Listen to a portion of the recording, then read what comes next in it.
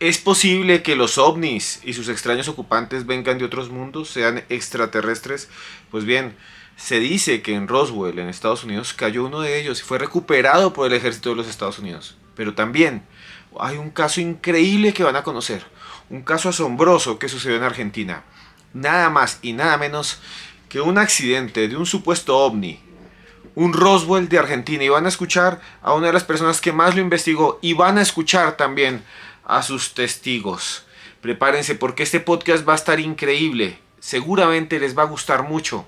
Prepárense, véanlo hasta el final, porque esto es los audios de Cruz Escribiente. Y para hablar de este extraño caso sucedido en el año 2011 en el Saizar de Montegrande, en la área de Buenos Aires, estamos con un invitado que ustedes siempre nos piden, que es Jorge Luis Zugdorf, que tiene un podcast que se llama La Huella OVNI, que consiguen, que es un éxito en cualquier plataforma de podcast, y que también tiene su canal de YouTube aquí. También lo consiguen a Jorge Luis Zugdorf. Y hoy vamos a hablar de este caso que es increíble. Jorge Luis, ¿cómo estás? Muy buenas. Hola Esteban, ¿cómo estás? Hola, muchos saludos para todos. Jorge Luis, ¿qué sucedió ese año 2011? ¿Dónde queda este lugar, este sitio que se ha vuelto tan misterioso, se ha vuelto casi de culto, el Saizar de Montegrande? ¿Cómo sucedió? ¿Cómo se regó la noticia en esos primeros minutos en los que se dijo que incluso esto era como una especie de Roswell argentino? Yo creo que es un caso que cualquier argentino de más de 25, 26 años recuerda perfectamente, porque es una pregunta, ¿qué pasó en Montegrande que hasta el día de hoy nadie ha podido responder? Montegrande está a pocos kilómetros de la ciudad de Buenos Aires, en la provincia de Buenos Aires, es parte de lo que se llama el conurbano de la zona oeste. Es una ciudad de trabajadores, de casas, no es un lugar de edificios, vive mucha gente, está muy poblado. Y lo que ocurrió esa noche es algo que fue muy extraño. Hubo una enorme explosión que se sintió y se escuchó a muchos kilómetros a la redonda. Cerca de la explosión se destruyeron vidrios de casas. O sea, imagínense una de las teorías que después termina siendo una bomba. O sea, realmente algo pasó en la noche en medio de un poblado hiper tranquilo y silencioso. Imagínense, no estamos hablando de una ciudad capitalina, o sea, no pasan autos por la noche, no, a lo sumo había maullido de gatos y perros ladrando, no más que eso. De golpe explota una casa. Y esa casa se hace añicos. De hecho, hay personas durmiendo en la casa y termina hasta viendo fallecidos. Y automáticamente la noticia para todos llegó al día siguiente, cuando vimos en los noticieros qué había pasado. Y es que es increíble porque las imágenes muestran un taxi destruido, escombros por todas partes, parece una guerra, ¿no? O sea, estamos frente a una escena que bien podría ser o de una fotografía de Ucrania, pero en el área de Buenos Aires. Lo extraño es que empiezan a decir que no se sabe qué pasó, no se sabe por qué explotó y empiezan a surgir testimonios que lo vinculan incluso con un misil, una explosión de de gas, una acumulación de gas, hay un horno de pizza ahí, los vecinos empiezan a hablar de que es una implosión, que incluso esto no fue hacia afuera, sino hacia adentro. Y lo más interesante es que otros hablan del fenómeno ovni, ¿cierto, Jorge? Sí, la primera hipótesis que de hecho la dan los bomberos en entrevistas esa mañana es que dicen que explotó una garrafa de gas. Una garrafa es, no sé cómo se dice en el resto del continente, se dice igual, perfecto. Un balón, puede ser Un un balón de balón. gas, un cilindro de gas, bueno, tiene muchos Sí. nombres, pero Estamos es hablando del prácticamente... pequeño, el que tiene Sí, sí, 45 kilos, no el balón grande. Ese es exacto. el que causó todo. Lo extraño es que mientras los bomberos daban esta entrevista, se veían esos balones de gas de fondo en la entrevista. Perfectos. Eh, No entonces, puede ser. O sea, en la entrevista dice, aquí explotó un balón de gas y atrás estaban los claro. balones, sí, como si no les hubiera pasado nada. Sí, yo creo que en realidad los bomberos no es que quisieron ocultar, sino que trataban de entender que había ocurrido en una zona de guerra. Entonces, a partir de ahí empezaron a aparecer diferentes teorías. Lo primero que se dijo es que había caído chatarra espacial.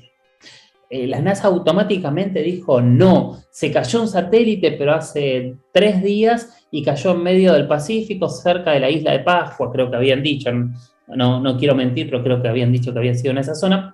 Es importante saber y decir que salvo casos muy marcados, como por ejemplo lo que ocurrió con el cohete chino este año 2022, la NASA tiene absolutamente toda la chatarra espacial traqueada en un mapa que va sabiendo en qué lugar está constantemente cada fragmento de chatarra espacial, justamente para evitar este tipo de catástrofes. Por más que cada vez hay más chatarra, todavía el orden impera el caos. Entonces no era chatarra espacial. No era un meteorito tampoco, por las características, porque no hubo ninguna roca, y tampoco era algo que había explotado ahí abajo. Y ahí empiezan los debates, ahí empiezan a aparecer testigos que cuentan que vieron algo volando por el cielo antes de la explosión.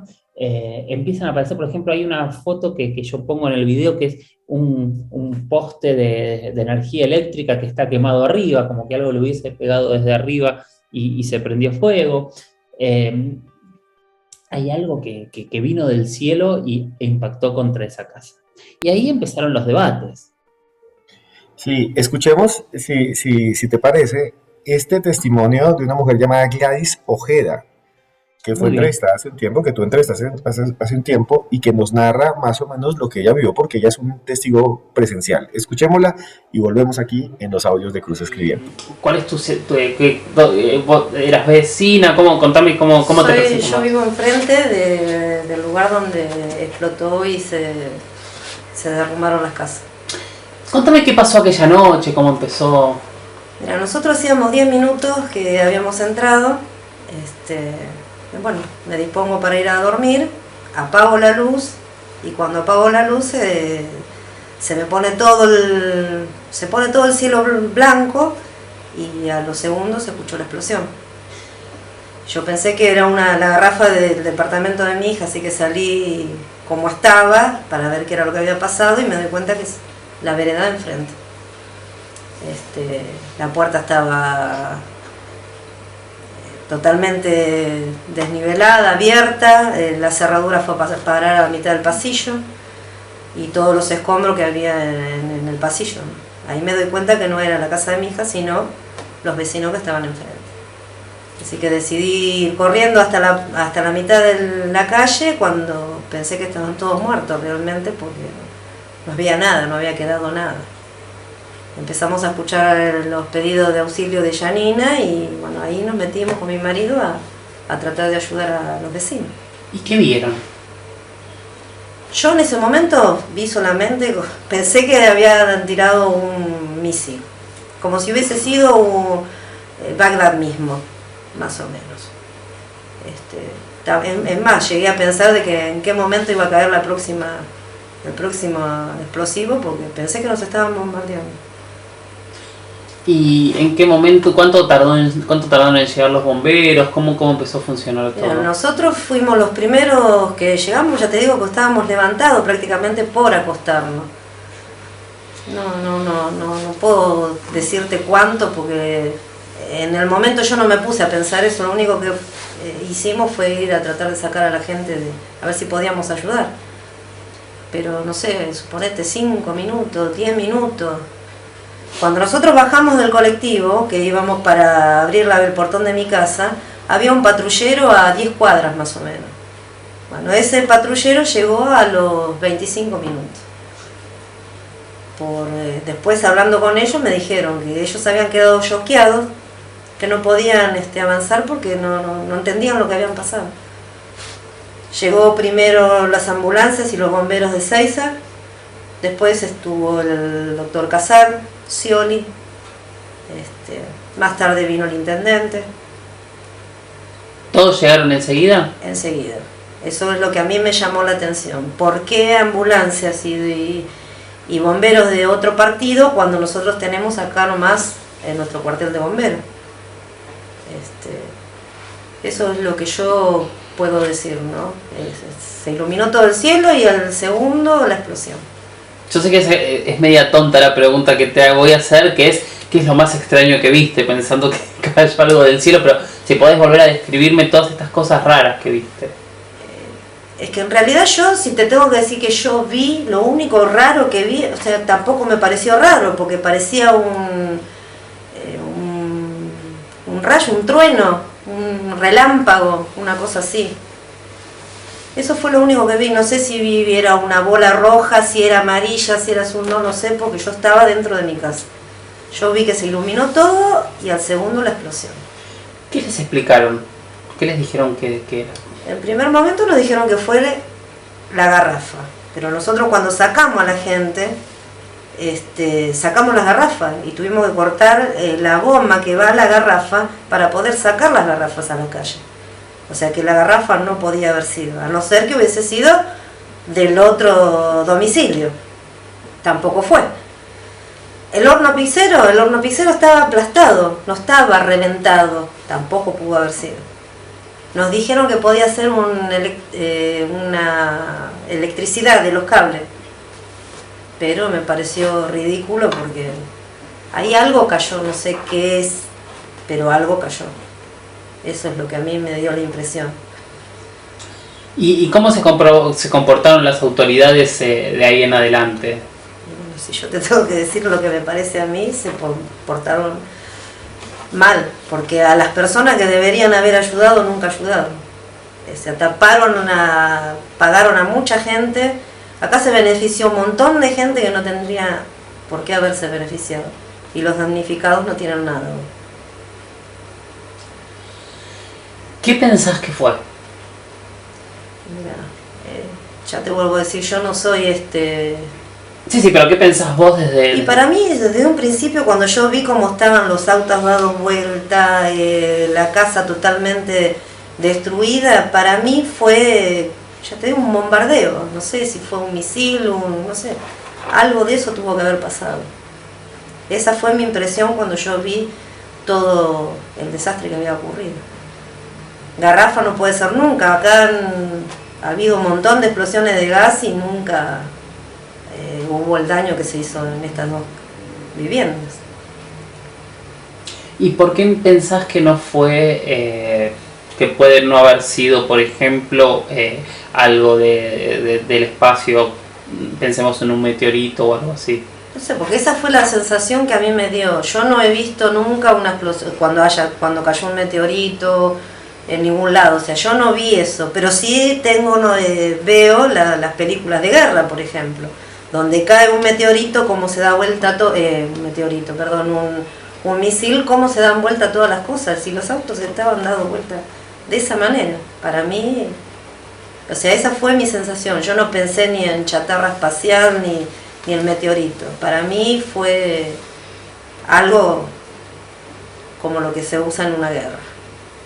¿Me contás de nuevo ese primer momento que se estaban por acostar? ¿Cómo fue esa luz? ¿Qué pensaste? No, nosotros habíamos entrado hacía 10 minutos. Vimos que estaba medio nubladito, pero nunca pensamos que iba a llover. Entonces, cuando me voy a acostar, se me ilumina todo como si fuera un relámpago. Pero todo el cielo se iluminó, quedó blanco completamente, como si se hiciera de día otra vez. Y al segundo se apaga y escucho la explosión. Bueno, Jorge Luis, lo que acabamos de escuchar es impresionante, es un testimonio que lo deja uno pensando, ¿no? Este testimonio, si lo quieren escuchar completo, vayan ya al canal de Jorge Luis Zugdorf. Aquí en YouTube, suscríbase y ahí lo pueden ver. ¿Qué pensar de lo que nos dice aquí esta mujer de apellido Ojeda? Ella vivía enfrente de donde ocurrió esto, o sea, también fue damnificada y su casa fue seriamente dañada. Ella dice esto que tú también dijiste al principio, para mí fue una guerra, para mí fue una bomba. Y a partir de ahí empezó a aparecer toda esta hipótesis de que podría tratarse de alguna manera de un misil. Hipótesis que nunca fue comprobada. De hecho, en la justicia hay una causa que nunca terminó de explicar qué es lo que sucedió. Nadie ha explicado qué es lo que cayó ahí, pero al nadie explicarlo, básicamente estamos hablando de un ovni, o sea, porque es algo que vino del cielo y se estrelló contra la casa. Como bien sabemos, un porcentaje altísimo de los ovnis es tecnología militar que desconocemos que está sobre nuestras cabezas. Esto ocurre y es así en un porcentaje altísimo. Entonces, ¿puede tratarse de un misil? Y sí, puede tratarse de un misil, pero no lo sabemos. Y es sorprendente porque lo que tenemos es un caso donde incluso hay fallecidos, o sea, es un caso que impactó además a la sociedad de Buenos Aires, todo el mundo lo escuchó, en América Latina también, Roy, y hablan de un ovni asesino, en términos de que es un objeto volador no identificado que cae, hace este desastre. Y pues es que las fotos son impresionantes, o sea, son las paredes en el suelo, los automóviles aplastados. Y hay otro testimonio que consiguió Jorge Luis Uchtdorf a alguien que se llama Julio Espinosa. Vamos a escuchar ese audio de Julio Espinosa, que fue víctima de la explosión, y después seguimos aquí hablando con Jorge Uno de Luis. los damnificados que vivía ahí cuando hubo la explosión. Yo vivo con mi señora y con mi hermana, la fallecida. Te cuento el... Sí, contame primero qué es lo primero que Perdón, un segundo, disculpe. Graba cámara. Bueno, entonces, ¿qué es lo primero que te acordás de todo esto? Yo me acuerdo que estaba durmiendo y yo vivo con... yo tengo dos mascotas, dos perros, que duermen también en la habitación de nosotros, abajo en el suelo. Y ya estábamos, me acuerdo cuando desperté ya estábamos durmiendo ya, y los perros estaban fastidiosos porque querían que... yo siempre cuando los sacaba yo a hacer sus necesidades al jardín. Y miro la hora, eran 12:31. Ese me acuerdo perfecto. Los saqué y los dejé afuera. Y me volví a acostar. Me acuerdo que tenía el sueño ligero. Y de vez en cuando escuchaba a los perros ladrando. No sé ya por qué, digo, de repente pasa. Y le digo a mi señora, me dijo, ya lo voy a hacer pasar porque están ladrando mucho, que hagan su necesidad y me quedé dormido. Y de repente sueno una explosión. Y le doy vuelta y le escucho a mi señora gritando. Y ahí mismo escucho el otro impacto. Y cuando ya no queríamos, yo quería abrazar a mi señora, ya teníamos todo el techo prácticamente abajo. Y le comenzaba a decir, ¿qué fue? ¿Qué, mi señora, qué pasó? No sé. De repente se cayó la torre, dije. Porque en mi casa tenemos al frente una torre. Se cayó la torre, no sé qué pasó. Y no sé qué tiempo habrá pasado, 2 o 10 segundos, un poquito más. Escuchamos las sirenas. Primero vi la luz del patrullero porque felizmente podíamos respirar. Y ahí nomás comenzábamos a gritar el nombre de mi hermana. Le pregunté, le comenzábamos a llamar fuerte, por el nombre de ella, Silvia. Y como no contestaba, y sentíamos que se iba calmando el ambiente, pero escuchábamos la sirena y comenzábamos a escuchar la gente que corría. Y nosotros, como estábamos abajo oscura, no sabíamos por qué. Simplemente tratábamos de hablar y le preguntaba a mi señora qué es lo que sentía ella, que le dolía algo.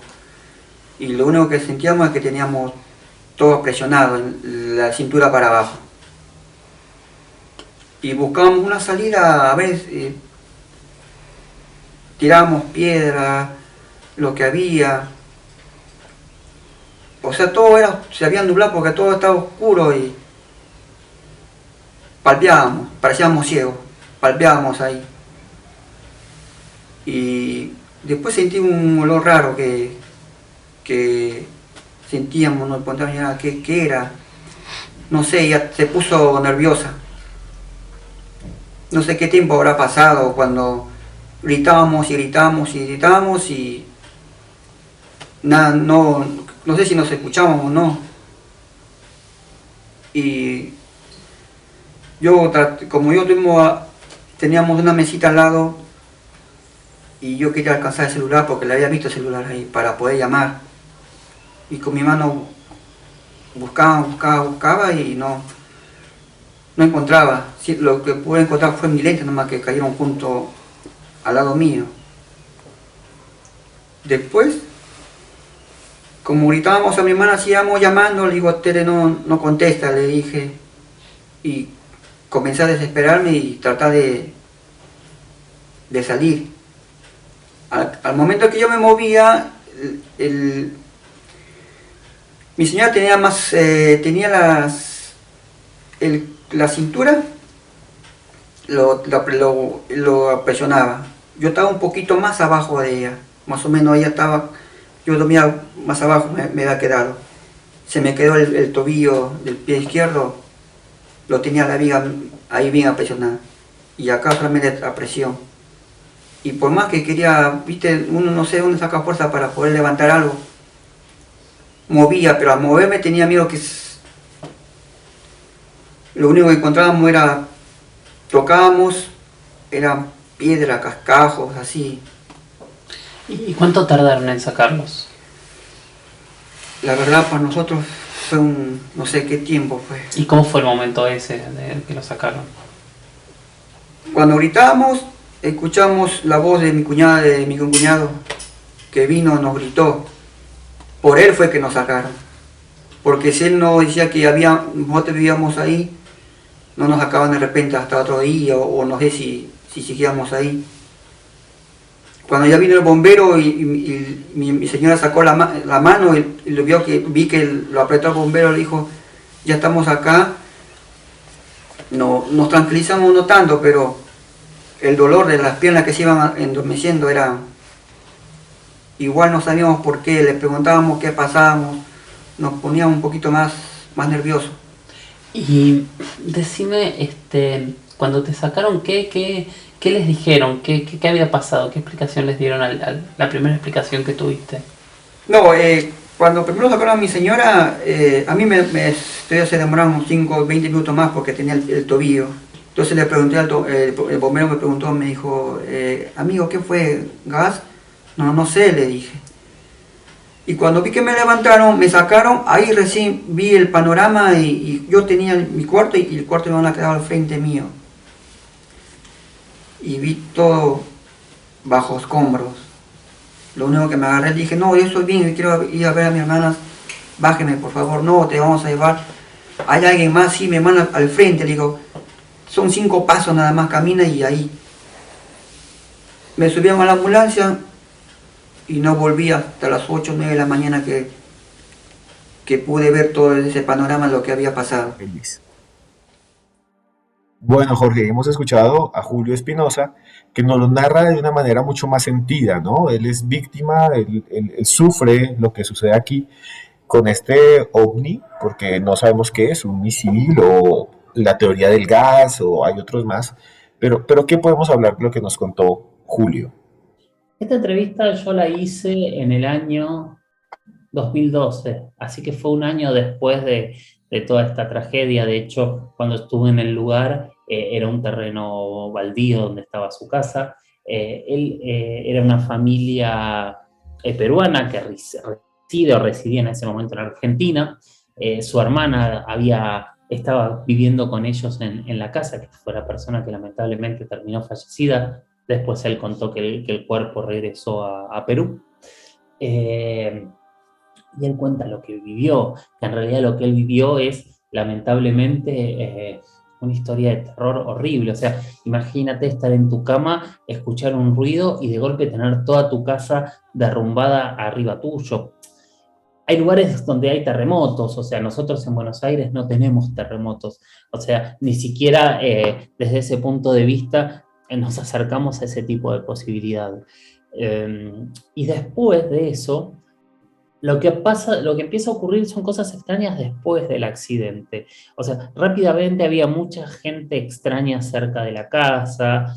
Era como que había algo que parecía preparado. Llegó gente con trajes antirradiación, según cuentan testigos, yo no los vi. Dicen que hubo gente, decían de la NASA, yo no sé si de la NASA o de algún tipo de institución dando vueltas alrededor.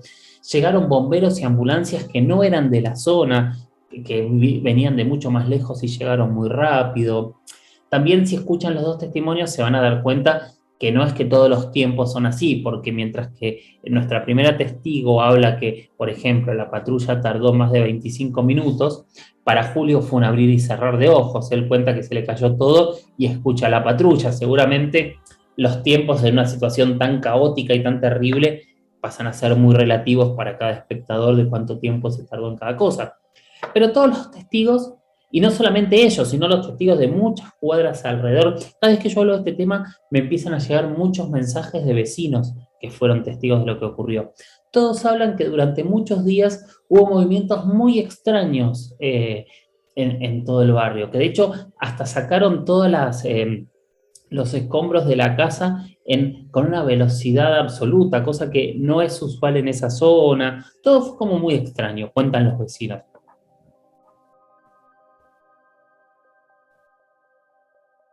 Y todo esto, Jorge, me recuerda muchísimo las historias de ovnis estrellados, que siempre están alrededor de estas conspiraciones, ¿no? Como que siempre se tratan de ocultar, desde el caso Roswell hasta todos los casos que tenemos en América Latina, los Álamos y demás. Siempre que hay algo que viene del cielo, que no tenemos ni idea qué es y que causa un impacto, se crea como una especie de ocultamiento, como que no se dice nunca qué pasó.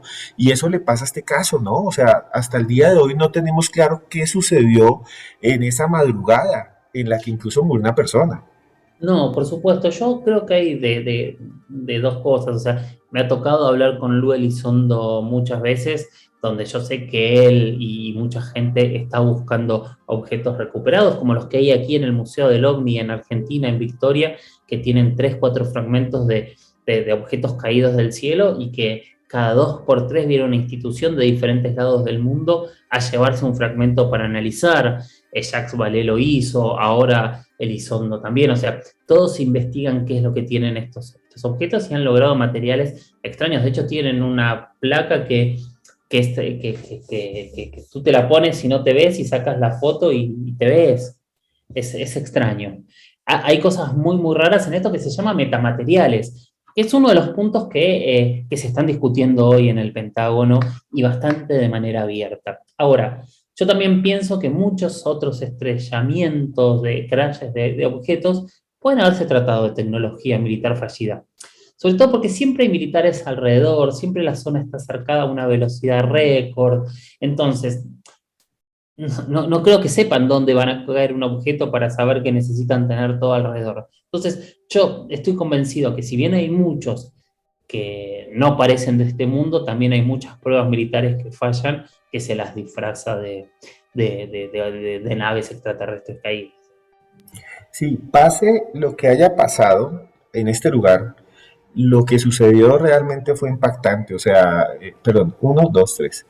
Haya sucedido, lo que haya sucedido en este lugar, realmente hubo muertos, hubo extrañas personas que caminaron, que buscaron, no lo hice una sola persona, lo dicen los vecinos en general, que veían personas caminando, tomando fotos, observando el suelo, y han pasado años y años y años, y este caso sigue ahí congelado y como que el gobierno argentino se desentendió, como que lo dejó en el congelador y bueno, sigamos para adelante.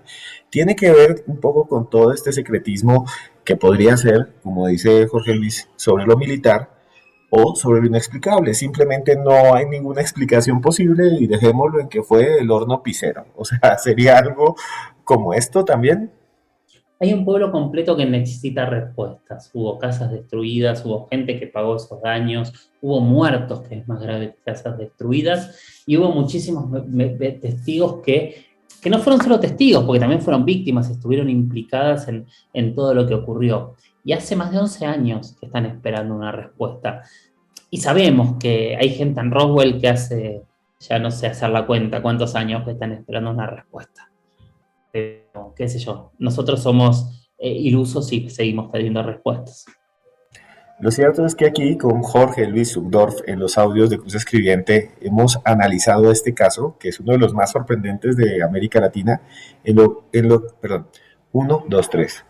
Lo cierto es que hemos analizado en esta oportunidad de los audios de Cruz Escribiente uno de los casos más sorprendentes de América Latina, en donde un extraño objeto cayó del cielo y causó una conmoción y hasta el día de hoy no tenemos respuesta. Muchas gracias, Jorge Luis, por estar otra vez aquí en este canal de YouTube de los audios de Cruz Escribiente.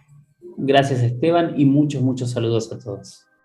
Y sobre todo, me gustaría que nos contara cómo escuchar sus podcasts y dónde encontrarlos. La Huella OVNI lo encuentran en todos los reproductores de podcast, en Spotify, en Spreaker, en Apple Podcasts, en Evox, en Google Podcasts, etcétera. Ponen La Huella OVNI, le ponen seguir y les va a avisar cada vez que hay un episodio nuevo.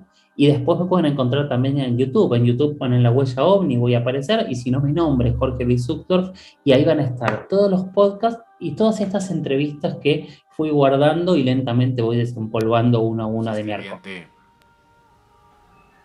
Y bueno, llegamos al final de este nuevo podcast de los audios de Cruz Escribiente. A ustedes muchas gracias por estar ahí. Realmente ha sido algo fabuloso estar con Jorge Luis Zuckdorf en este tema que casi nunca tocamos, que son los ovnis o los objetos voladores no identificados, la posibilidad de vida extraterrestre. ¿Ustedes creen que existen los ovnis? ¿Ustedes creen que existen los objetos voladores no identificados como algo que viene de otro mundo, de otro planeta? Si creen eso, denle like ya a este video, compártanlo con sus amigos. Recuerden que tenemos un libro oficial que se llama Pablo Escobar y los patrones de la brujería. Y bueno, muchas gracias por estar ahí. No me queda nada más que decir que lo que siempre digo. Que yo le deseo a usted que esté muy bien en donde esté. Que yo le deseo a usted que le vaya muy bien siempre. Que yo quiero que a usted todo lo que proponga, todo lo bueno le pase. Todas las cosas buenas le sucedan, porque yo, Esteban Cruz, aquí, hablándole ahora a una cámara, ahora en video, me gustaría que me digan si les gusta, ahora que hacemos en video, yo a usted, de verdad, de todo corazón, lo quiero mucho.